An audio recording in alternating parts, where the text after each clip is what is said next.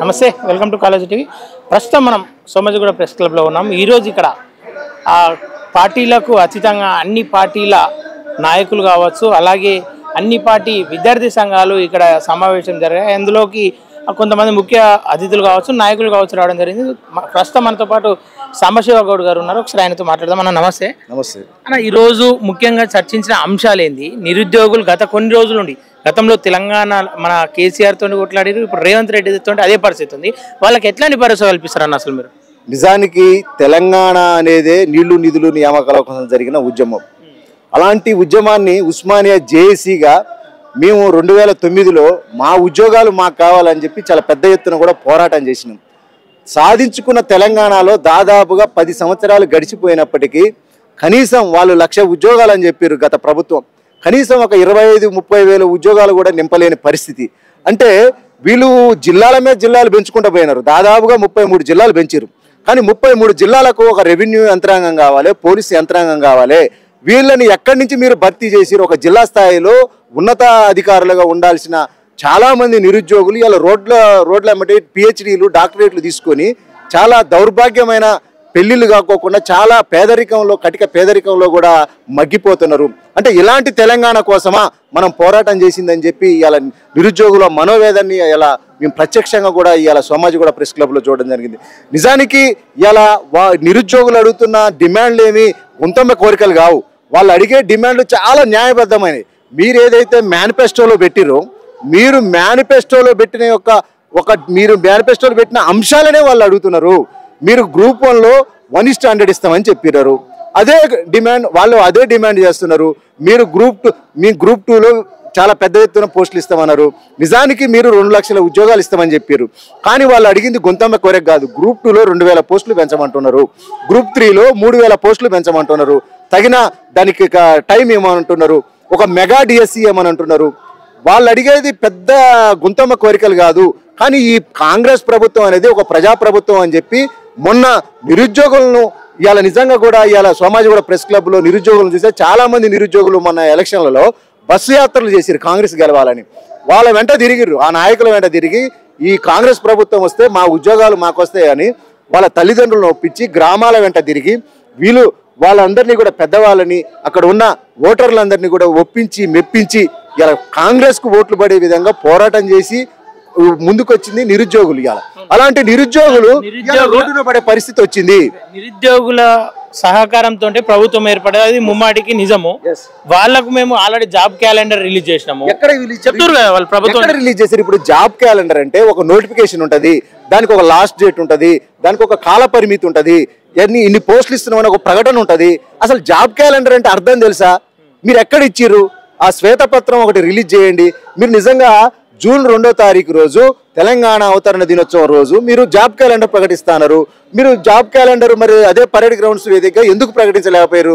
తెలంగాణ గీతాన్ని, రాష్ట్ర గీతాన్ని ప్రకటించారు, చాలా సంతోషం. అదే పరేడ్ గ్రౌండ్లో ఒక జాబ్ క్యాలెండర్ ఎందుకు ప్రకటించలేకపోయారు? అంటే నిరుద్యోగులను గత ప్రభుత్వం మోసం చేసినట్టుగా మీరు కూడా మోసం చేయాలనే ఏమైనా ఉద్దేశం ఉన్నదా? దయచేసి మీరు ఒకటే అర్థం చేసుకోండి, నిరుద్యోగులతోటి పెట్టుకున్నోడు ఈ చరిత్రలో ఎవడు కూడా నిలబడలేదు. నిరుద్యోగులతోటి గోక్కున్నోడు అధికారంలో నిలబడలేదు. దయచేసి ఈ ప్రభుత్వాన్ని మేము రిక్వెస్ట్ చేస్తున్నాం. వాళ్ళు అడిగేవి చాలా న్యాయమైన డిమాండ్లు.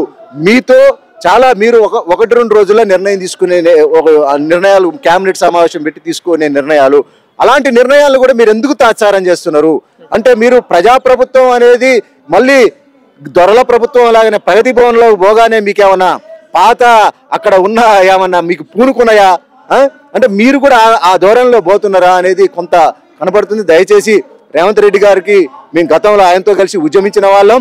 ఉస్మానియా వేదికగా తెలంగాణ జనజాతరలో 2016లో ఆయన తీసుకొచ్చి చాలా పెద్ద ఎత్తున కూడా ప్రాజెక్టు చేసినాం. ఆ రోజు టీడీపీలో ఉన్నారు రేవంత్ రెడ్డి గారు. అలాంటి మీరు ఒక ఉద్యమ నాయకుడిగా ఇవాళ విద్యార్థి నిరుద్యోగుల బాధలు మీరు ప్రత్యక్షంగా చాలా సందర్భాల్లో మీరు కూడా వచ్చారు ప్రెస్ క్లబ్కి. సోమాజిగూడ ప్రెస్ క్లబ్లో చాలా రౌండ్ టేబుల్ సమావేశాల్లో మనందరం కలిసి పాల్గొన్నాం, నిరుద్యోగులకు న్యాయం చేస్తామని చెప్పి. కానీ ఇవాళ మీరు ముఖ్యమంత్రిగా ఉన్నారు. మీరు ముఖ్యమంత్రిగా ఉన్నప్పుడు కూడా ఇలాంటి పరిస్థితి రావడం అనేది చాలా బాధాకరం. దయచేసి రేవంత్ రెడ్డి గారికి ఒక ఉస్మానియా విద్యార్థి ఉద్యమకారుడిగా, తెలంగాణ ఉద్యమకారుడిగా గతంలో నేను కూడా కాంపిటేటివ్ ఎగ్జామ్స్ సివిల్స్ గ్రూప్ 1 తదితర ఉద్యోగాలకు ప్రిపేర్ అయిన ఒక నిరుద్యోగ అభ్యర్థిగా మిమ్మల్ని రిక్వెస్ట్ చేస్తున్నా, నిరుద్యోగుల ఉసురు కొట్టుకోవద్దు, నిరుద్యోగుల బాధలు ఉండి అనుభవిస్తే తెలుస్తుంది. దయచేసి మీరు అర్థం చేసుకుని వాళ్ళ సమస్యలను పరిష్కరించాలని కోరుతున్నాం. మేము నిరుద్యోగులను ఆదుకుంటాము, మేము మాది ప్రజాపాలన అని వాళ్ళు చెప్తున్నారు.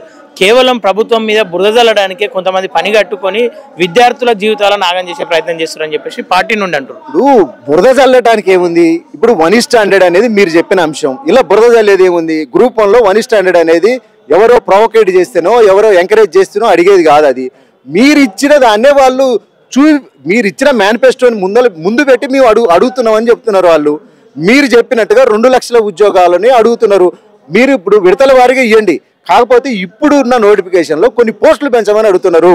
2 లక్షల ఉద్యోగాలు ఇప్పటికిప్పుడు ఏమని కూడా అడగట్లేదు వాళ్ళు. వాస్తవంగా మీరు ఇప్పుడు ఇచ్చిన నోటిఫికేషన్లో కొంచెం అదనంగా పోస్టులు ఇవ్వండి, కొంత టైం ఇవ్వండి, కొంత కాల పరిమితి ఇస్తే మేము చదువుకుంటాం, కష్టపడతాం, మాకు అవకాశం ఇవ్వండి అని చెప్పి రిక్వెస్ట్. అందులో ఎవరో ప్రొవోకేట్ చేసేది ఏముందల్లా మాకు అర్థం కాదా? మేము ఉద్యమ నాయకులమే కదా, ఉద్యమకారులుగా ఉన్న వాళ్ళమే కదా, మేము ఇలాంటి సమావేశాలకు వచ్చి ఎట్లా మద్దతు ఇవ్వగలుగుతాం? గతంలో 10 సంవత్సరాలు ఆల్రెడీ వేస్ట్ అయిపోయింది విద్యార్థుల జీవితాలు. ఇప్పుడన్నా న్యాయం జరుగుతుందా, లేదంటే వీళ్ళతో పోరాటం చేయాల్సిందేనా? అంటే ప్రభుత్వాలు తేల్చుకోవాలి. ఇలా రేవంత్ రెడ్డి గారి మీద మాకు నమ్మకం ఉంది, ఎందుకంటే వారు వచ్చినాక కొన్ని పరిణామాలు మనం చూసినాం. కాబట్టి మాకు ఆ నమ్మకాన్ని ఒమ్ము కానివద్దు అనేదే మా కోరిక. ఎందుకంటే ఒక ప్రజాప్రభుత్వం అని చెప్పుకుంటున్నారు. ఆ ప్రజాప్రభుత్వం ఇలా నవ్వుల పాలు కావద్దు, అబాస్ పాలు కావద్దు. ఇలా నిరుద్యోగులు కోరేది చాలా న్యాయమైన డిమాండ్, చాలా చిన్న సమస్య. మీకు అది చాలా చిన్న డిమాండ్ మీ ముందు. అది ఆ డిమాండ్ పరిష్కరించి ఈ లేని అపవాదును మూటగట్టుకునే బదులు, లేని నిందలు మోసే బదులు ఒకసారి పిలిచి విద్యార్థి నిరుద్యోగులందరినీ కూడా పిలిచి మాట్లాడి వాళ్ళతోటి 1:100 ఇస్తున్నాం అని చెప్పి ఒక ప్రకటన చేయండి. ఏముంది అందులో? వేరే రాష్ట్రాలలో, చాలా రాష్ట్రాలలో 1:75 ఇచ్చిన రాష్ట్రాలు ఉన్నాయి. మీకు అది పెద్ద దానికి ఇబ్బందికరమైన అంశం కాదు అది. ఒక నాయకునిగా కావచ్చు, ఈరోజు ఇంతమంది విద్యార్థులు మిమ్మల్ని పిలుచుకోరు, ఈరోజు వాళ్ళకి ఎట్లాంటి భరోసా కల్పిస్తున్నారన్న మీరు? తప్పకుండా విద్యార్థి నిరుద్యోగుల పక్షాన ఆ రోజు తెలంగాణ ఉద్యమంలో మొదటి రోజు నుంచి కూడా కొట్లాడిన వాళ్ళం. మేమే ఉస్మానియా యూనివర్సిటీలో ఉస్మానియా జేఏసీ పెట్టిన వాళ్ళం. నిరుద్యోగుల కోసమే ఉస్మానియా జేఏసీ ఏర్పడింది. మా ఉద్యోగాలు మాకు కావాలని చెప్పి. అది ఏ ప్రభుత్వం అయినా సరే, గతంలో బీఆర్ఎస్ తో కొట్లాడినాం. అవసరమైతే ఇవాళ నిరుద్యోగులకు న్యాయం జరగకపోతే ఇవాళ ప్రజాప్రభుత్వం అని చెప్పుకుంటున్న కాంగ్రెస్ ప్రభుత్వంతో కూడా కొట్లాడటానికి ఎట్టి పరిస్థితుల్లో కూడా వెనక్కిపోము. నిరుద్యోగులకు ఖచ్చితంగా వెన్నుదన్నుగా నిలబడతాం. వాళ్ళు అడిగే న్యాయమైన డిమాండ్లు పరిష్కారం అయ్యే వరకు కూడా వాళ్ళ వెంట ఉండి ఈ పోరాటంలో కలిసి ఉద్యమిస్తాం. ఓకేనా? Thank you very much.